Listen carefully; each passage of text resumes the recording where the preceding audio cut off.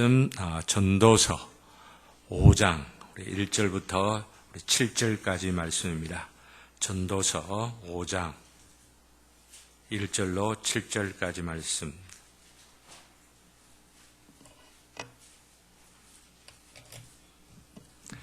자신 줄 알고 다 같이 함께 봉독하시겠습니다. 구약성경 952쪽에 있는 말씀, 전도서 5장 1절로 7절까지 말씀 다 같이 봉독합니다. 시작. 너는 하나님의 집에 들어갈 때에 내 발을 삼갈지어다. 가까이 하여 말씀을 듣는 것이 우매한 자들이 제물 드리는 것보다 나으니 그들은 악을 행하면서도 깨닫지 못함이니라. 너는 하나님 앞에서 함부로 입을 열지 말며 급한 마음으로 말을 내지 말라. 하나님은 하늘에 계시고 너는 땅에 있음이니라. 그런즉 마땅히 말을 적게 할 것이라. 걱정이 많으면 꿈이 생기고 말이 많으면 우매한 자의 소리가 나타나느니라. 내가 하나님께 서원하였거든 갚기를 더디게 하지 말라. 하나님은 우매한 자들을 기뻐하지 아니하시나니 서원한 것을 갚으라. 서원하고 갚지 아니하는 것보다 서원하지 아니하는 것이 더 나으니 내 입으로 내 육체가 범죄하게 하지 말라. 천사 앞에서 내가 서원한 것이 실수라고 말하지 말라. 어찌 하나님께서 내 목소리로 말미암아 진노하사 내 손으로 한 것을 멸하시게 하랴. 꿈이 많으면 헛된 일이 많아지고 말이 많아도 그러하니 오직 너는 하나님을 경외할지니라. 아멘. 하나님 앞에 말을 조심해라 라고 하는 이 말씀 가운데에 하필이면은 3절하고 7절을 보면은 꿈 얘기가 나옵니다. 걱정이 많으면 꿈이 생긴다. 맞죠? 요즘 제가 꿈이 없어갖고 아니다. 어제 아랫가 아니다. 어젠가 바로 꿈을 꿨거든요. 아침에. 무슨 꿈을 꿨느냐 하면 비 내리는 꿈을 꿨습니다. 비가 막 쏟아지더라고. 그런데 비가 전혀 안 왔어요. 마음 가운데에 비가 와야 될 텐데 라고 하는 그런 어떤 염려가 있고 이러니까 아마 오지 않았나 싶은데 오늘 비가 얼마나 시원하게 오는지 좀 더 와야 될 텐데 싶은 마음이 좀 들어요. 어쨌든 또 7절에도 보면은 꿈이 많으면은 개꿈도 많다. 그죠? 우리 인간의 꿈을 왜 꾸는가, 그 꿈의 의미가 도대체 뭔가, 이게 또, 욥기서를 보게 되면은요, 엘리후라고 하는 사람이 꿈에 대하여 하는 말씀들이 나오기 때문에, 다음 기회가 되면은, 개혁신앙의 입장에서 꿈을 어떻게 이해할 것이냐, 예언과 환상, 꿈, 이런 것의 차이가 어떤 것이냐, 이런 것들을 한번 정리해서 말씀을 드릴까도 생각들 하는데 오늘 여기 서원에 관한 말씀들을 하면서 꿈이라고 하는 이 표현이 나온 것은 서원이라는 게 왜 합니까? 나 하나님 앞에 뭔가 작정하고 결심하고 하는 것들 왜 합니까? 걱정이 많으니까 하잖아요. 근데 걱정을 하면서 이제 하나님께 서원하고 또 작정하고 또 결심하고 어떨 때는 맹세까지 하게 되는데 잘해야 꿈도 개꿈 안 꾸고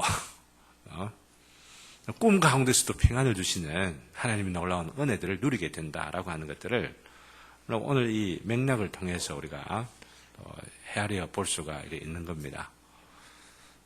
꿈을 그냥 예서로만 여기지 마시기를 바랍니다.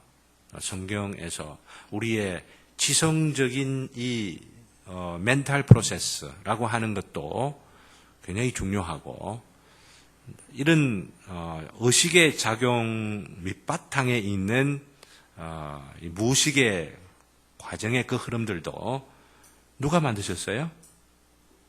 하나님이 만드신 거 믿습니까? 네, 하나님 없이 해석하려니까 엉뚱한 게 나오죠. 프로이드 이론이 나오죠. 네, 하나님 안에서 하나님께서 모든 것을 작용하시고 섭리하시고 역사하신다라고 하는 그 관점에서 보면은 정확하게 꿈이라고 하는 것조차도 우리가 이해할 수가 있는 것이죠. 사실요. 네, 그런 면에서 우리가 굉장히 지혜로워져야 하는데 어떤 면에서 지혜로우냐면은 꿈을 포함해서 이 자연 세계거든요. 꿈도 어떤 사람은 꿈을 초자연 세계라 이렇게 말하는데 그렇지 않습니다. 꿈이라고 하는 현상 자체도 하나님께서 우리의 정신기능과 무의식의 기능 가지고 일어나는 거기 때문에 이 모든 것들이 다 자연의 세계 속에 일어나는 것입니다. 네, 그렇기 때문에 이 꿈이라고 하는 것을 통하여서도 자연 세계를 통하여서도 하나님께서 하시는 말씀이 있잖아요. 자연을 통하여 자연이라는 책을 통해서 하나님께서 우리에게 주시는 메시지가 있고 그리고 이런 메시지는 우리를 의롭게 하고 구원에 이르는 것이 아니라고 하였죠. 그러나 그럼에도 불구하고 하나님께서 하시는 역사에 음성이 있고 혹은 지혜가 있고 분별을 통하여 깨닫게 될 하나님의 메시지가 있다라고 하는 겁니다. 모든 자연 역사가 그래요. 그냥 산에 가서도 하나님의 동행하심과 교제와 또 음성을 들으면서 그걸 느낄 수가 있는 거고 신비한 그리고 장엄하고 웅장한 세계 가운데에서 그것이 오늘 저는 남산에 갔다 왔거든요. 금년만 해도 제가 경주 가는 복이 터진 것 같아요. 그래, 아이들 캠프에다 보내고 나서 그까지 올라간 김에 그냥 내려오면 기름이 아깝잖아. 그래가지고 땀이라도 한번 흘리자 싶어가지고 남산을 갔는데 남산에 이번에는 어디를 갔냐면은 부처상들이 제일 많은 골짜기가 삼능골짜기라고 하는 곳입니다. 그러면은 40여 개의 돌덩이를 가운데 부처들 새겨놔놓고 이럽니다.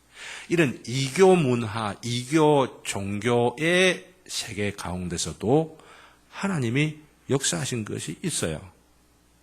이거 여러분들 볼 줄 알아야 됩니다. 우리나라 역사에 기독교가 들어오기 이전에는 누가 다스렸습니까? 귀신이 다스렸습니까? 하나님께서 우리나라를 다스리는 것은 복음이 들어난 이후부터입니까?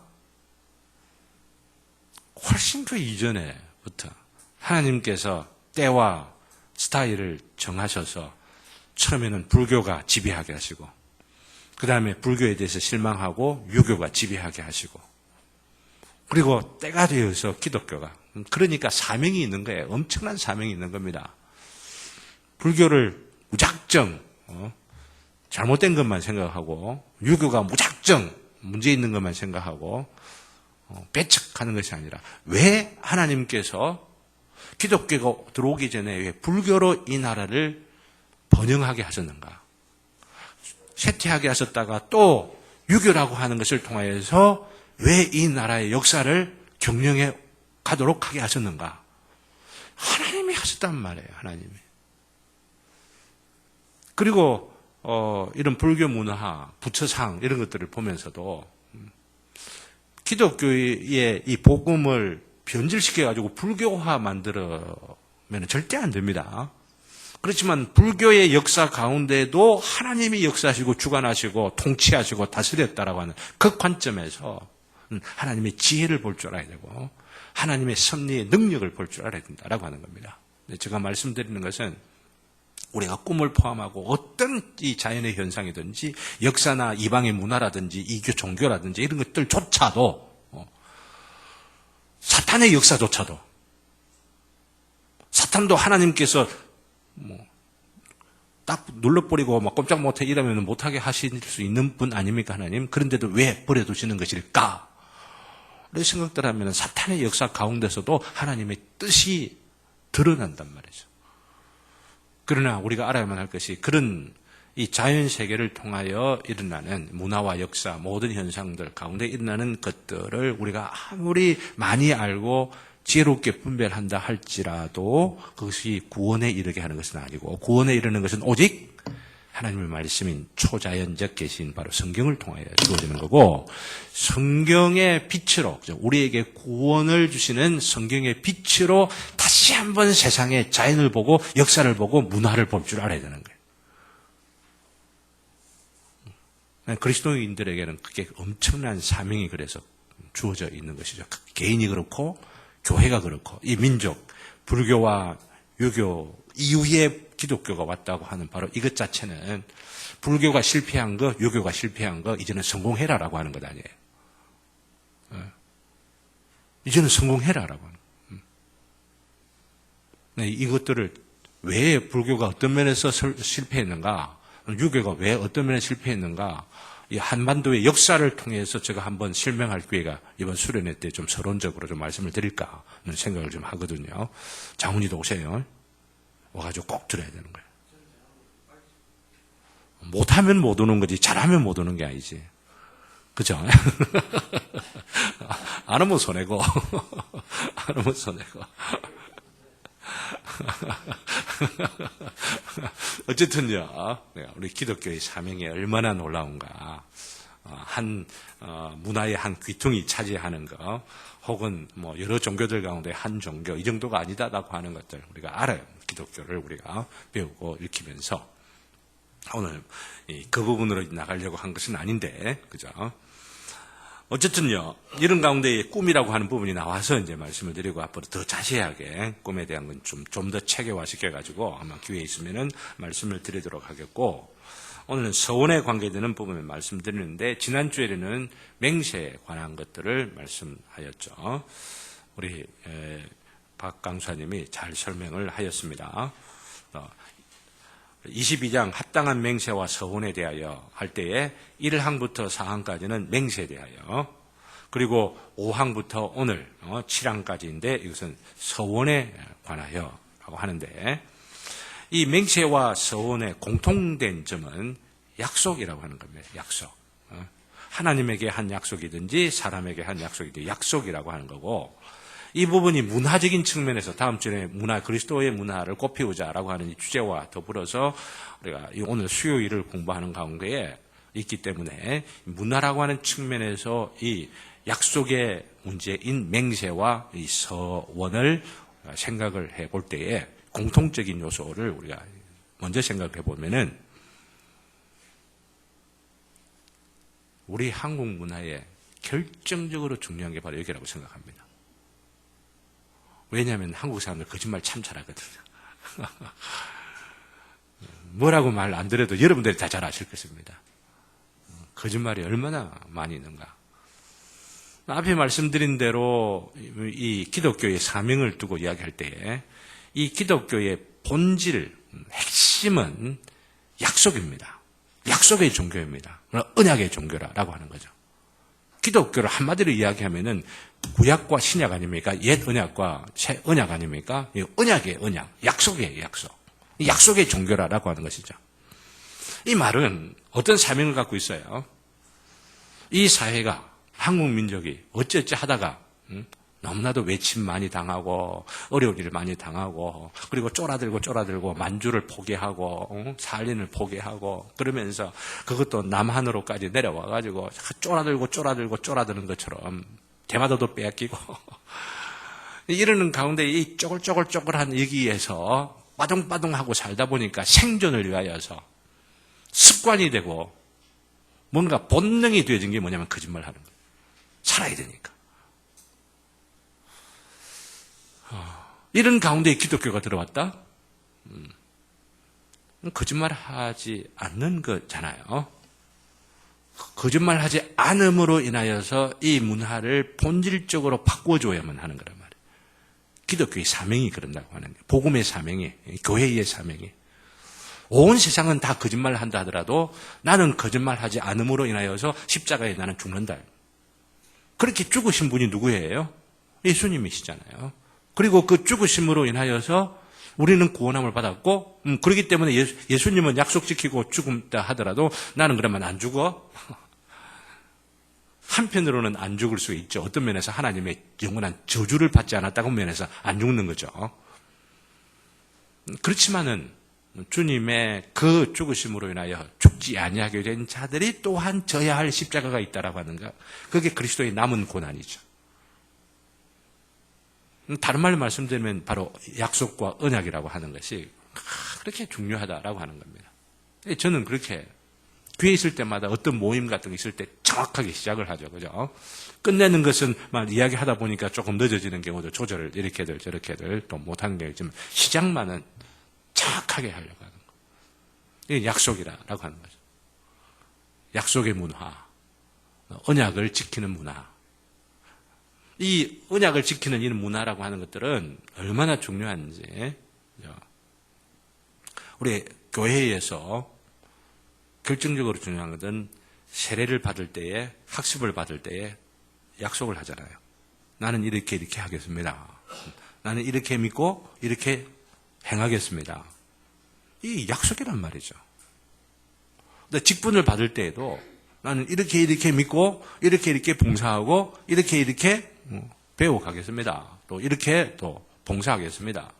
이 언약이 약속이에요. 이게 다. 결혼관계 약속이잖아요. 난 바람 안 피우고 난 정말 한 남자를 한 여자를 난 이렇게 사랑하며 살아가겠노라 라고 하는 이런 어떤 약속이란 말이죠. 근데 이 약속이라고 하는 이거 하나만 제대로 해도 나는 한국교회가 한국 이 사회에 큰 공헌을 한다 생각합니다. 그리고 그리스도인들을 딱 보면은 교회 다닌다고 약속 잘 지키는 사람이지.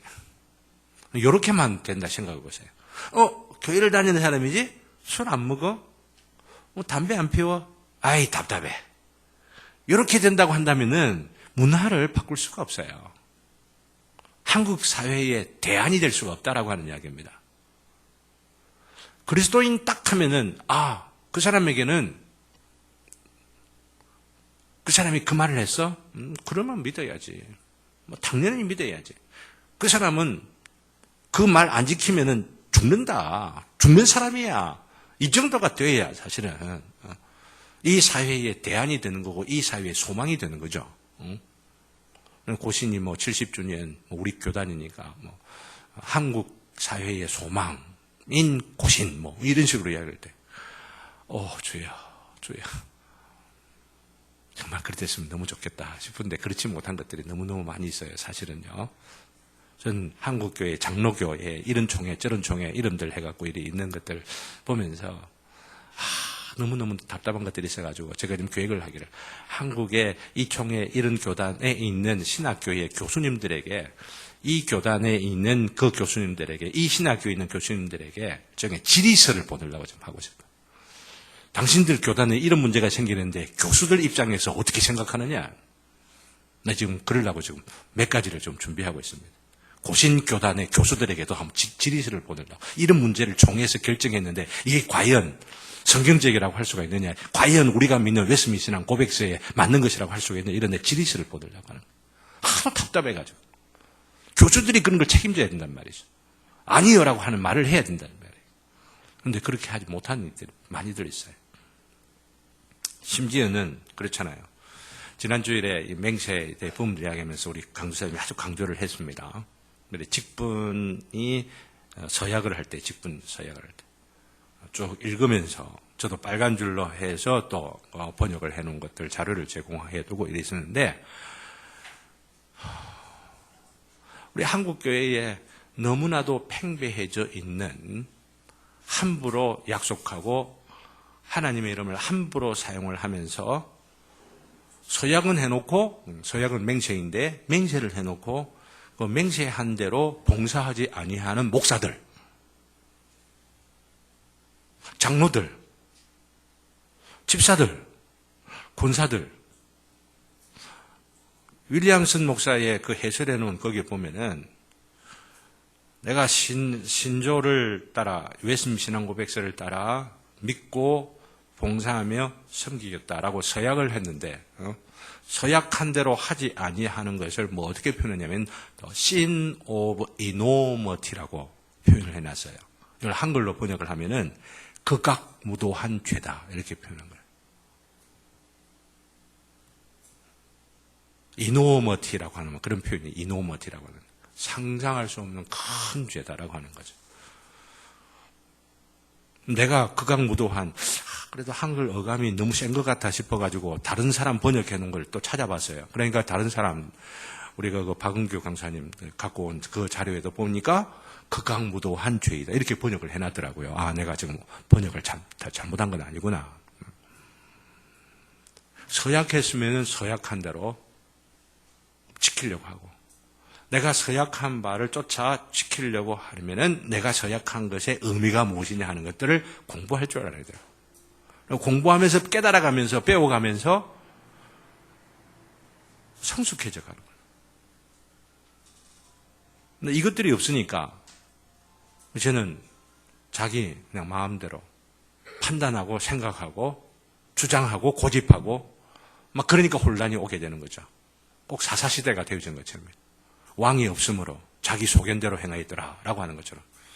근데 문제는 사사시대보다 더 문제가 있어요. 왜냐하면 왕이 있잖아요. 기준이 있잖아요. 그런데도 불구하고 자기 소견대로 행하였더라 라고 하는 시대가 지금 이 시대, 우리들의 시대다라고 하는 이야기예요.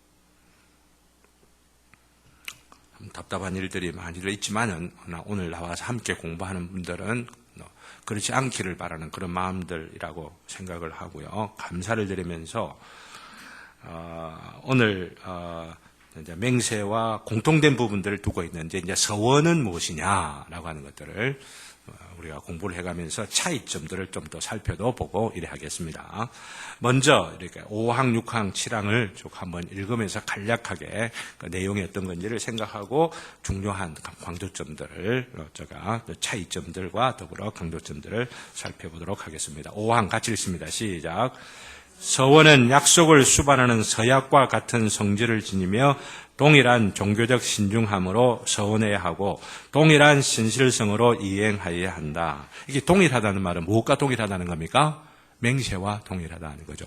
맹세가 아주 엄중하게 하나님의 이름을 망령되 여기지 아니하기 위하여서 진지함을 갖고 진실됨을 갖고 엄중한 무게를 가지고 맹세하는 것처럼 서원도 그렇다라고 하는 거죠. 근데 서원은 그럼 어떻게 차이가 나느냐라고 하는 거죠. 서원과 맹세의 결정적인 차이가 6항을 보면 나옵니다. 6항이 뭐냐라고 하면은 다 같이 먼저 읽고 말씀드리겠습니다. 다 같이 시작. 서원은 여타 피조물이 아니라 하나님께만 해야 한다. 서원이 받아지려면 믿음과 의무의 양심으로 이미 받은 자비를 감사하거나 없던 것을 얻기 위하여 자발적으로 서원하여야 한다. 이로써 우리는 우리가 이행하여야 하는 의무들과 여타 다른 일들의 서원에 합당하게 이바지한다면 그리고 이바지하는 동안에 우리는 그러한 의무들과 일들에 우리 자신을 더 엄중하게 얽매여야 한다. 얽매여야 한다라고 하는 것은 그 일을 지켜야 한다 이런 뜻입니다. 영어로는 바운드 혹은 바인드 뭐 이렇게 되어 있기 때문에 묶는다, 얽맨다 이런 의미를 갖고서 이렇게 번역이 된 것이고요. 서원은 하나님께만 해야 한다라고 하는 거죠. 맹세도 하나님께만 하는 건데 차이가 어떻게 있느냐 하면은 사람에게 약속한 것을 확정하기 위하여서 하나님의 이름을 건다 하는 것은 뭡니까? 맹세입니다. 무슨 말 아시겠죠? 그러는데 서원이라고 하는 것은 사람에게 하는 것이 아니고 하나님을 향하여서 하나님 당신이 이렇게 해주시면 내가 어떻게 하겠습니다.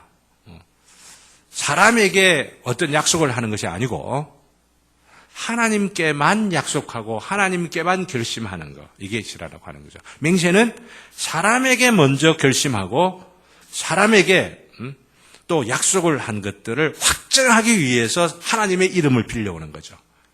차이가 뭔지를 아시겠어요? 가령 예를 들어서 하나님 앞에 내가 금식기도 해야 되겠구나 하고 마음에 결심을 합니다. 이건 뭡니까? 서원이죠. 그죠?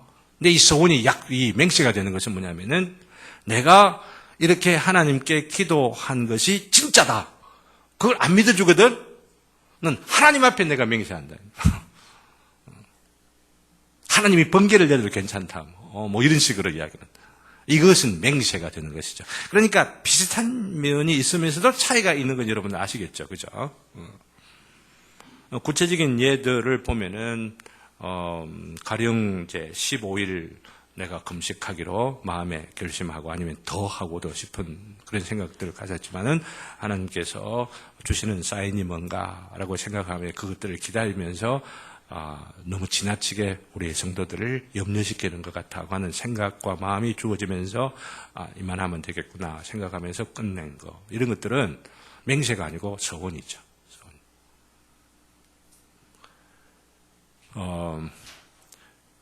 나는 은혜가 너무 이뻐 죽겠어요, 요즘요. 왜냐하면 수요일에 다 와가지고 내가 이랬으면 좋겠다 이런 것들 아닌데, 이게 보면은 자발적으로라고 했잖아요, 그죠? 마음에 어떤 생각이 있었는지 모르지만은 자기가 하지 않으면 안 되겠구나 하는 생각을 가지면서 마음에 결심한 거. 이제 이 마음에 결심한 것을 마음으로만 결심한 것이 아니고, 하나님 앞에 내가 이런 봉사를 하겠습니다. 그러면 하나님 나를 좀 지켜주세요. 하나님 나에게 복도 주세요. 나를 또 이렇게 또 인도해 주세요. 라고 하는 것을 하나님과 관계할 때 그것은 서원이 되는 거예요. 무슨 말 알겠죠? 그죠? 그걸 이렇게 서운한 것을 함부로 사람들 앞에 이래갖고 내가 이 마음에 있는 결심한 바를 나는 지키려고 하는데 다른 사람들이 지키려고 안 한다 어쩐다라고 하면 내 손에 장을 찢는다 뭐 이런 식으로 막 나오고 이러면 이제 맹세가 된다고 하는 이야기죠. 조심해야 되는 겁니다. 그렇기 때문에 어쨌든요, 거기에 보면은 그 차이가 그런 부분이 있고, 뒤에 교재에도 그런 차이들을 조금 설명해 놓은 것들이 있는데, 어쨌든 그런 차이가 있다 하더라도 성실함을 당해 그 의무를 우리가 지켜야 한다라고 하는 것들. 지키지 않아야 할 경우 지킬 필요가 없는 그런 경우도 뒤에 나옵니다. 그 뒤에 살펴보도록 하고, 7항 마지막을 다시 한번 읽도록 그렇게 합시다. 다 같이 시작. 하나님의 말씀이 금하시는 것, 말씀이 명하는 의무를 방해하는 것, 자신의 힘이 미치지 못하는 것, 그리고 서원 이행을 위해 하나님께 받은 능력의 약속이 없는 것 등은 서원하지 말아야 한다. 이 점에서 로마교회 수도원의 평생 독신 생활 맹세, 청빈 맹세, 순명서원은 보다 높은 완전의 단계와는 무관하기 때문에 신자로서는 빠질 필요가 없는 미신이고 죄스러운 올무일 뿐이다. 평생 독신 서약하는 것들이 누굽니까? 신부들이 하죠. 수녀들이 하죠. 하나님께서 그렇게 명하지 않았는데 스스로 어떤 계명을 만들고 스스로 하나 율법을 만들어서 이래야 된다 이렇게 하는 것들은 잘못인 줄 알면은 깨뜨려도 된다는 이야기예요. 무슨 말 알겠죠? 그죠? 그래서 이런 서약을 했던 루터가 서약했습니다. 나는 평생 독신으로 살겠습니다. 이렇게 하면서 몸부림치고 그러면서 살다가 이 천주 로마 교회의 이 올무가 얼마나 비성경적인가라고 하는 것들을 발견을 하고 그 근본적인 그 발견은 어떻게 구원하느냐, 어떻게 용서받느냐 이런 문제를 가지고 95개 조항을 딱 내세우고 그러면서 종교개혁에 이렇게 활발하게 유럽 사회를 뒤집어 놓았지 않습니까? 그러다가 이런 거짓된 이런 맹세들, 잘못된 서원들 이런 것들이 있는 줄 알고 탁 깨뜨리고 어떻게 했어요? 수녀하고 결혼했죠. 그럴 수 있다는 겁니다. 자기가 잘못 안 지식에 근거해서 그것이 하나님의 뜻인 줄 알았는데 그게 아니더라라고 하는 거죠. 그 하나님의 뜻이 아니라라고 하면 어떻게 알 수가 있습니까? 하늘에서 그건 내 뜻이 아니니라 이렇게 해줘야 되는 겁니까? 동굴에 들어가가지고 무슨 어떤 음성을 들어야 그래 된다고 하는 이야기면 그게 아니죠. 하나님의 말씀이 어떻게 가르치느냐 이게 하나님의 뜻이라고. 그러면서 성경을 배워갈 때에 내가 지금 얼마나 허망한 맹세 가운데 있는가, 허망한 서원을 내가 하고 있는가, 내가 얼마나 스스로 잘못 안 지식으로 인하여 스스로를 매어 종로로 타고 있는가, 그리고 잘못 아는 그 지식들은 사람의 가르침이죠. 중세교회, 로마교회라고 하는 이 제도에서 나오는 잘못된 관점들을 갖고 얽어매려고 하는 바로 이런 일들이 있었는데 그 중에 하나가 또 청빈서원이라 서약이라고 하는 게 있어요. 청빈서원. 청빈서원은 뭐냐면은 프란시스 같은 사람이 자기 재산 다 버리고 그렇게 프란시스 재단에서는 탁발 스님들, 탁발이라 그러면 그냥 머리 다 깎고 그러면서 이제 먹을 것들 어떤 먹으러 다니는 거, 탁발승이라 이렇게 말하거든요. 왜냐하면은 성경에 보면은 사유재산을 어떤 사람들은 인정하지 않는다, 공유한다라고들 그것이 가장 이상적인 것처럼 말하는 분들이 있는데 그것은 사도행전 2장을 오해했기 때문이라고 하는 것을 이 교재에서도 이야기를 하고 있습니다. 특별히 그 베드로가 아나니아와 삽비라에게 하는 이야기가, 너가 재물을, 너희 집을 팔지 않아도 되는데 팔았다 하더라도 마음에 정한 만큼만 드려도 되는데 다 드린 것처럼 거짓말을 하고 하나님을 속이고 그럼으로 인하여서 좋지 않은 본을 보여준 바로 그것들을 지적했을 때에 죽임을 당한 것들을 보게 되어지죠. 근데 여기에서 보면은 베드로가 모든 재산을 다 의무적으로 내어놓아야 한다, 이럴 필요가 없다는 것을 보여주고 있는 것이죠. 그러니까 기독교는 사적인 재산을 인정합니다. 개인의 재산을 인정한다라고 하는 겁니다. 그렇기 때문에 공산주의 체제를 결코 성경적인 것이라고 인정을 하지 아니하는 겁니다. 문제는 우리가 사적인 재산을 가지고 있되 하나님께서 주신 줄 알고 하나님을 위하여 사용하는가, 그리고 하나님을 위하여 사용하는 것이 남이 이렇게 사용해라라고 하니까 사용하는 것이 아니고 어떻게 해요? 하나님이 성령의 감동을 통하여서 주시는 바로 그 마음의 자발성으로 우리가 갖고 있는 재물들을 사용하는 것, 이것이 우리 성경의 원리이고 이게 개신교의 원리인 거죠. 그러는데 어떻게 해요? 로마 천주교에서는 이런 것들을 일종의 신부에게, 수녀에게 요구하는 것이죠. 청빈성을. 보기로는 얼마나 경건한 것 같습니까? 근데 이런 것들을 통하여 굉장히 경건한 수준들이 올라가고 영성이 깊은 것처럼 이렇게들 보여지게 되고, 법정 스님 같은 경우, 스님 불교에서는 그렇게 말하잖아요. 다 버려야 된다고 생각하고, 재산 같은 거 자기들 절간에 다 바쳐야 된다고 생각하고, 그래서 가장 높은 고상한 이 수준으로 말하는 것이 무소유의 자유라 말합니다. 그게 여러분들 경건하다, 영성이 굉장히 고도로 높다, 이렇게 절대 이렇게 현혹되어서는 안 됩니다. 종교개혁의 정신을 이어받은 그런 사람들은 하나님께 주시는 물질의 복을 누리고 감사하고, 그러면서 그 물질에 종이 안 되는 거예요. 물질을 다 버림으로 인해서 자유하는 것이 아니고 가지고 있으면서도 자유할 수 있는, 이게 정말 위대한 자유 아니에요? 어려운 것처럼 생각돼도 성경은 쉬운 거 요구하지 않고 더 어려운 거 요구해요. 여러분들 그걸 아셔야만 합니다. 불교의 이런 모습을 보면서, 그건 천주교의 이런 모습을 보면서, 개신교는 영성이 낮다느니, 천박하다느니, 비상적이라느니, 몰라서 그렇지. 얼마나 고상하고 위대하고 웅장하고 아름답고 조화 있는 그런 영성과 경건을 이 개신교가, 종교개혁이 갖고 있는지. 지난 주일에 한 부분을 말씀드렸잖아요. 그리스도와 그리스도의 마음을 가지는 것. 이게 물질의 문제에서도 마찬가지라고 하는 것이죠. 그리고 이제 그 뒤에 보면은 순명서원이라는 좀 어려운 말이 있는데, 뒤에 지금 저는 순명서원이라 이렇게 번역해줘 않고 복종서원이라 이렇게 말해요. 복종. 이게 뭐냐면은 내가 신부가 되면은 내 상급자 신부에게 절대적으로 복종하겠다라고 하는 겁니다. 무슨 말을 지키도록 명령을 한다 하더라도 다 순종하겠다라고 하는 게 이 서원입니다.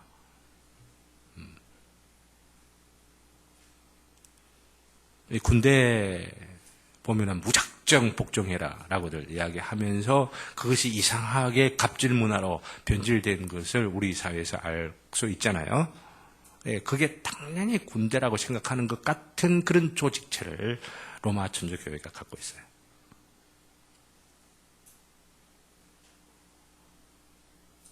문제는 군대에서도 요즘 나오는 문제를 통해 볼 때에 비인격적인 경우들이 있는 거죠. 물론 좋은 수녀들이 있고 또 좋은 신부들이 있습니다. 존경할 만한 그런 분들이 난 분명히 있다고 생각을 합니다. 그러나 그럼에도 불구하고 이런 것을 제도화시켜 놓고 있는 것은 언제든지 타락하고 언제든지 변질되어질 수 있는 것을 군대 지금 현재 나오는 이런 문제들 가지고 보여주고 있는 것이죠.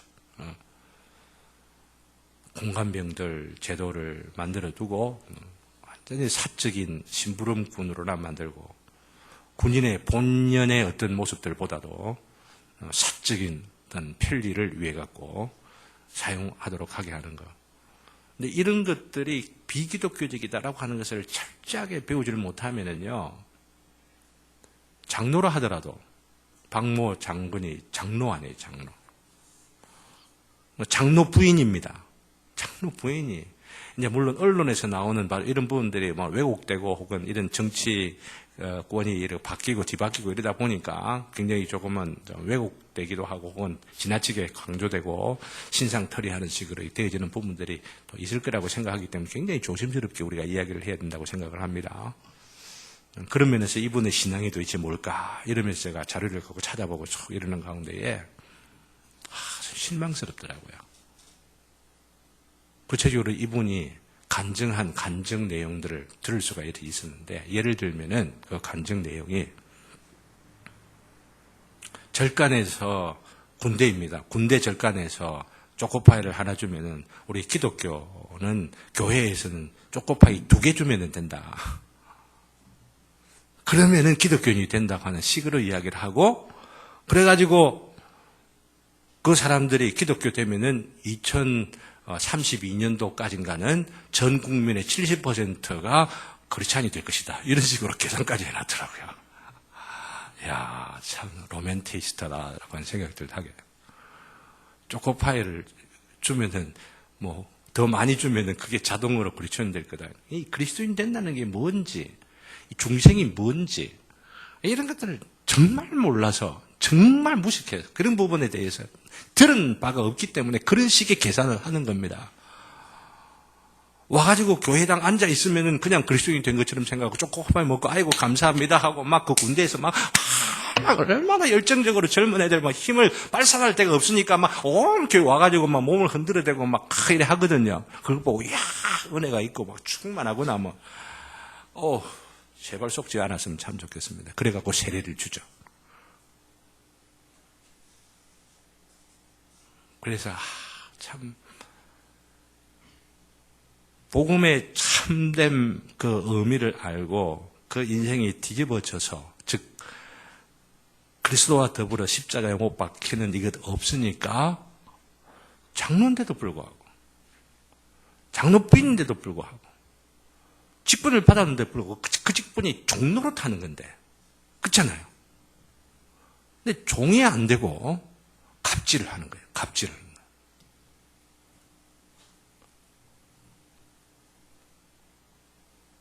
네, 그런 참 이런 모습들을 보면서 그것이 바로 이 복종서원, 순명서원이라고 하는 것, 할 필요가 없는데, 우리 그리스도인들은 올바른 신앙을 갖고 있으면은 죄된 것을 명령한다든지 인격적인 폐마와 무시와 조롱과 멸시가 있는 것들에 대하여 정당하게 항의할 수가 있습니다.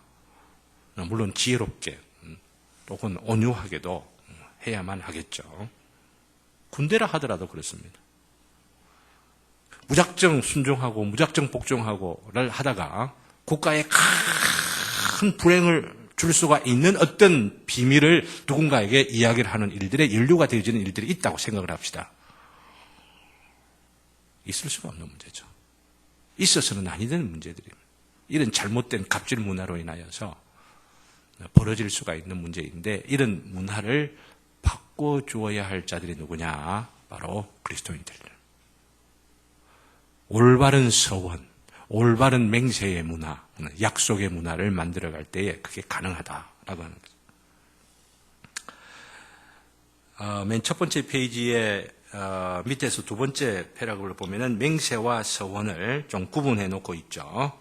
앞부분에 제가 구분한 것들을 참고하면은 내용들을 충분히 이해할 수 있으리라 생각하면서 넘어갑니다.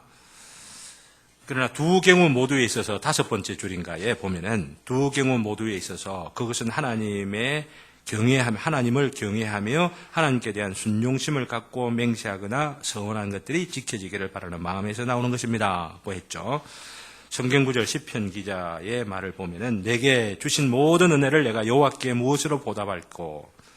내가 구원의 잔을 들고 여호와의 이름을 부르며 여호와의 모든 백성 앞에서 나는 나의 서원을 여호와께 갚으리라. 저번에 한번 말씀드렸죠. 하나님께 서원했는데 그 서원을 지키지 않았던 야곱에 대하여 우리가 공부를 했죠. 그죠? 서원도 특별하게 조심해야 한다고 말한 것이 바로 우리 잠언의 본문 내용인데 인용해 놓은 부분들을 교재에 나오니까 한번 같이 읽어봅시다. 너는부터 시작.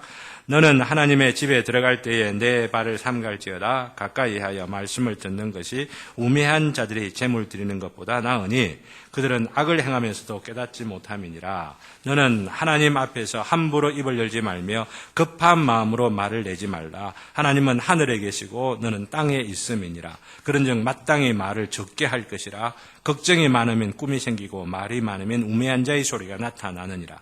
내가 하나님께 서원하였거든 갚기를 더디게 하지 말라. 하나님은 우매한 자들을 기뻐하지 아니하시나니 서원한 것을 갚으라. 서원하고 갚지 아니하는 것보다 서원하지 아니하는 것이 더 나으니. 하나님 앞에 함부로 하나님의 이름을 들먹이면서 맹세하지 마시라. 우리 예수님께서 산상보훈 말씀에도 말씀하셨죠. 예수님의 결론은 뭡니까? 맹세 같은 거 하지 말고 예 하면 예 하고 아니요 하면 아니요라. 이게 이 결론이거든요. 근데 이 말이 번역이 조금 애매해가지고 이 말이 뭐냐라고 하는 거예요. 진실되게 말해라 이 말입니다. 한마디로 이야기하면 진실되게 이야기해라. 거짓말 하지 말고 진실되게 이야기해라. 진실되게 이야기하는 것하고 솔직하게 이야기하는 거 다릅니다. 가령 예를 들면은 기생 라합이 진실되게 말하였기 때문에 칭찬받았습니다. 어떤 의미에서. 솔직하게 말하는 것은 지금 여기 숨어 있어요 라고 말해야만 된단 말이죠. SS 요원들이 레지스탕스가 어디 있느냐고 확 덮쳐가지고 어디 있어? 장단지 안에 딱 들어가요. 독 안에 딱 들어가 있는데 솔직하게 우리 그리스도인들은 이야기해야 된다라고 얘기하면서 이럴 때 이쪽에 이렇게 말할 필요가 없다는 것을 우리 독립군들, 우리나라에도 여전히 있는 문제들이라고 할 수가 있죠. 생명 살인하지 말라라고 하는 계명과 특별히 접촉이 되어질 때에 거짓말이 아니라 생명을 살리기 위하여서 기지를 내어 재치 있게 그리고 진실되게 말하는 것 이런 것들이 어떤 면에서는 진실되다 이렇게 표현할 수가 있는 것이죠. 쉽지가 않은 문제로 아마 생각될지 모르지만은 어쨌든 우리가 진실하게 말하기를 우리 주님께서는 산상보훈에서 가르침 바다라고 하는 것이죠. 그렇기 때문에 마지막 말씀에도 보면은 아예 서원하지 아니하는 것이 더 낫다 이렇게 말을 하기 때문에 나는 아예 서원 안 해야 되겠구나. 무슨 경우가 있어도 내가 서원을 안 해야 되겠구나. 이렇게 생각하는 사람들이 있는데 그렇지 않다고 하는 것을 오늘 이렇게 말씀을 하고 있습니다. 왜냐하면은 우리가 그리스도인이 되려고 하면은 가장 최소한의 서원은 해야만 하기 때문입니다. 서원을 하지 아니하고 그리스도인 될 수가 없어요. 왜 그러냐면 로마서 10장 몇 절인가 절수가 생각나지 않는데 마음으로 믿어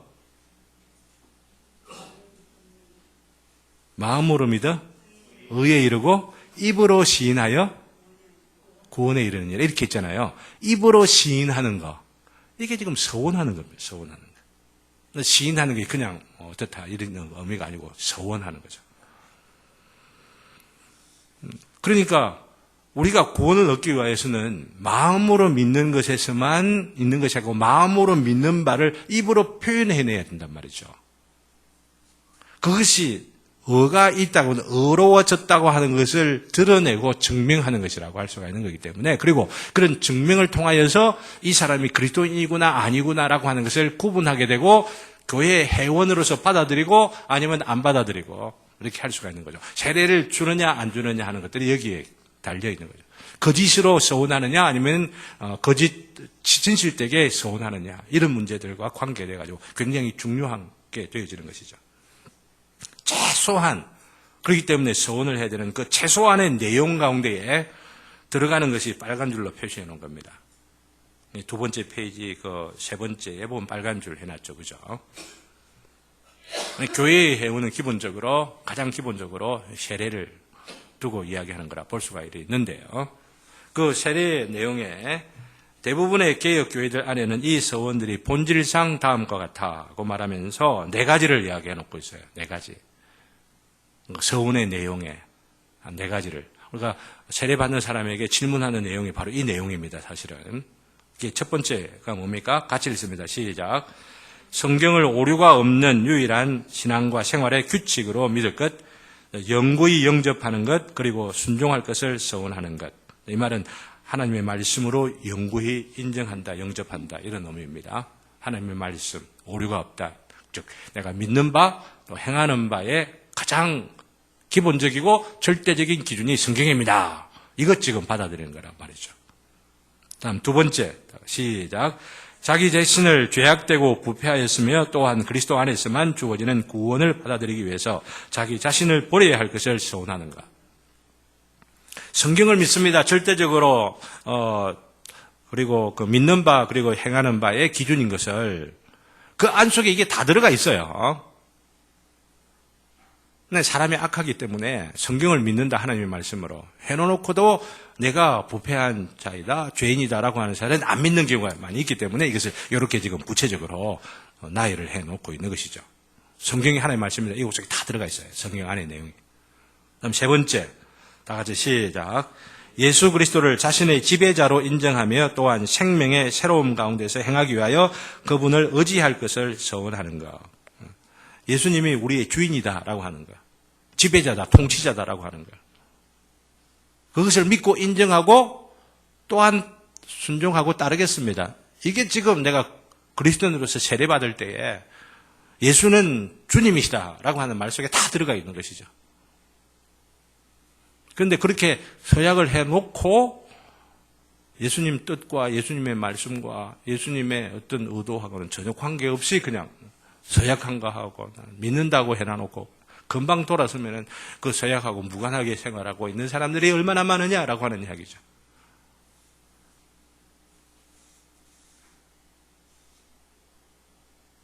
군대에서 세례받았다는 사람들이 얼마나 많은지 몰라요. 초코바이 몇 개 준다고 하는 그거 보고 세례받으면 또 그렇게 세례를 많이 받도록 해놓으면은 이제 그 군종 목사들 등급이 올라가고 상급이 있고 교단별 이 점수가 올라가고 이래 하거든요. 이상해요.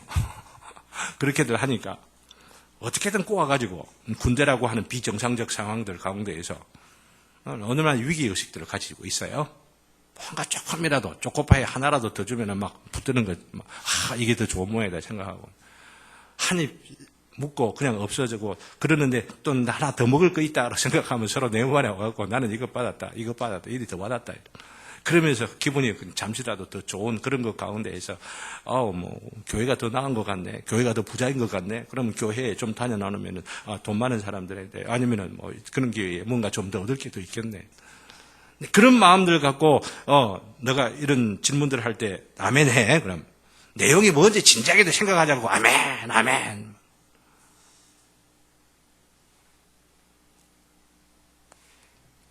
이런 경우들이 참 많이들 있어요. 그죠?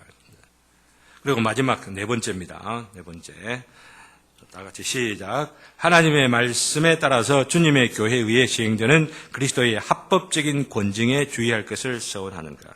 합법적인 권징에 순종할 것을 서약한다라고 하는 겁니다. 근데 요즘 권징이 말 그대로 지금 사라지고 있죠. 사실은요. 근데 제가 이번에 15일간 금식을 한 것은 저희 마음이 그렇습니다. 우리 교회에 권징해야 할 사안이 있는데 개척교회의 이 상황에서 권징이 들어가면은 어떻게 할꼬 라고 하는 생각에 저에게 권징을 스스로 준 겁니다. 그 마음이었습니다. 그러면은 마음이 통할 수가 있을란가? 우리가 받아야 할 권징을 목사님이 스스로에게 내리고 있구나. 요걸 조금 봐줘야만 하는데 지나고 나니까 조금 이렇게 드립니다.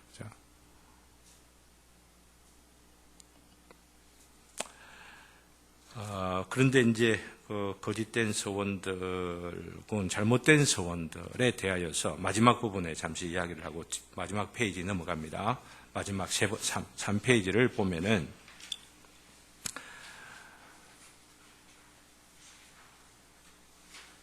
잘못된 서원을 하는 경우들이 개신교 안에서도 좀 비일비재합니다.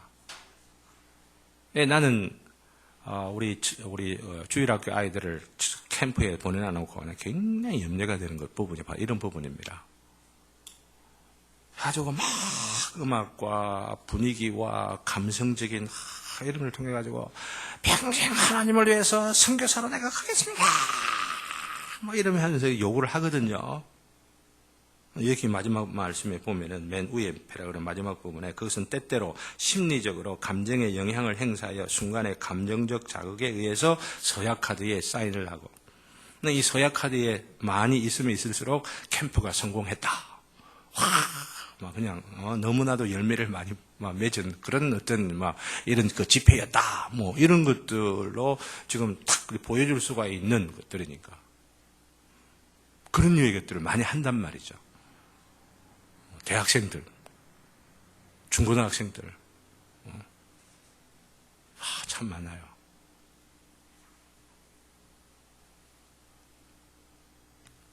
그 밑에 패락을 보면 가장 탄식스러운 것은 때때로 그 희생자들이 아동들이라는 거, 그죠? 자녀들인 경우가들이 있기 때문에 부모들이 알고 그 억지 서원하지 않도록 일을 써야 됩니다. 참 지혜롭게 잘 해야 됩니다. 그래서 우리 화평이 충만히 유아 세례 받고 이제 컨펌 할 때 자기 신앙 컨펌하고 이럴 때 강요 안 했습니다. 내가 하면 좋겠다. 나이 그래 보통 되면 이 나이쯤 되면은 보통 교회에서는 이래 하지만은 그러나 억지로 난 시키고 싶지 않다. 좀 더 고민해봐라. 엄마 아빠의 믿음이 아니고 너의 믿음이 진정으로 될 수 있는지를 확인해 보아라. 마음 가운데에 우리 아들은 목사가 됐으면 좋겠다 하는 마음을 갖고 있었지만은 나 그럼에도 불구하고 내가 하나님 앞에 꼭 목사를 시켜주시면은 내가 뭐 하겠습니다. 이런 것들을 안 했고 또 그런 분위기를 갖고 막 이렇게 가도록 아이에게 강요 절대로 하지 않았습니다. 자연스럽게 자발적으로 하나님의 뜻이 온전하게 성취가 되어서 꼭 목사가 아니어도 진실하고 참된 심령으로 살아가면 그게 하나님 나라를 위하여서 사용될 수 있는 아이가 또한 될 수 있다고 생각을 하기 때문에 내 부모의 어떤 욕구와 어떤 그 관점과 어떤 이것들이 막 그냥 강요가 되어지는 것은 절대 있을 수가 없다고 생각을 하기 때문에. 근데 이런 것들을 잘 알지를 못해갖고 부모가 아이를 두고 이 아이에게는 꼭 사모가 되게 해 주십시오라고 한다든지 그걸 하나님 앞에 서약을 하는 그런 경우도 있단 말이죠. 그리고 아이들이 자기의 지적인 능력과 판단력과 상황과 자기의 은사를 잘 알지를 못하는 가운데에 나는 목사가 되겠습니다 하는 감정에 흥분이 돼가지고 하는 그런 경우들이 있다고 하는 이야기죠. 그런 그 경우들이 분명하다고 생각되어지면은 취소해도 됩니다. 말씀드립니다. 취소해도 됩니다. 조건이 A, B, C 이 조건들이 있어요. 이런 조건에 충족되지 않은 가운데에 서원이 됐다라고 하면은 취소해도 된다고. 하나님 죄송합니다. 알지를 못하여서 흥분해서 이렇게 서약해서 이 서약이 잘못된 줄을 알고 용서해 주신 줄 알고 취소하도록 하겠습니다. 할 수가 있습니다. 부모가 할 수도 있고 자녀 자신도 할 수가 있고. 그러면서 어떻게 해요? 그 잘못된 서약한 것을 회개하고 청산하고 정리하고 그런 뒤에 그래도 마음 가운데에 성인이 되고 판단력이 있고 분별력이 있고 또 그 서원한 것들을 행할 수 있는 돈도 있고 능력도 있고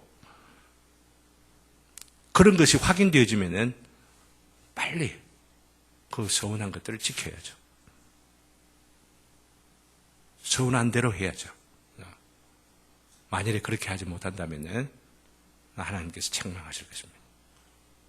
하나님 앞에서 능력이 있는데도 또 판단력이 있는데도 또 내 안에 갖고 있는 지성의 어떤 상황들 가운데서도 가능한데도 불구하고 자꾸만 핑계하려고 하고 미루려고 하고 그러면서 합리화, 정당화시켜가는 바로 그런 부분들이 있습니다.